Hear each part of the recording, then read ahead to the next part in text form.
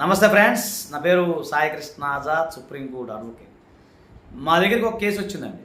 అదేంటంటే కోర్టులో case pending ఉండగా, గుర్తుపెట్టుకోండి, కోర్టులో కేసు పెండింగ్ ఉండగా వీలునామా వ్రాయవచ్చా? ఇది చాలామంది అడుగుతూ ఉంటారు.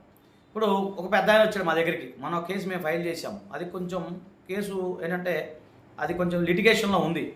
అయితే ఆ పెద్ద ఆయన వయసు సుమారు 70 చిల్లర ఉన్నాయి. ఆయన ఏమన్నాడంటే, అయ్యా మరి నా పరిస్థితి ఏం బాగాలేదు, మరి కోర్టులో కేసు అయితే పెండింగ్ ఉంది, మరి దీనికి సంబంధించి నేను వీలునామా రాయొచ్చా అని చెప్పి ఆ పెద్ద మమ్మల్ని అప్రోచ్ అవ్వడం జరిగింది.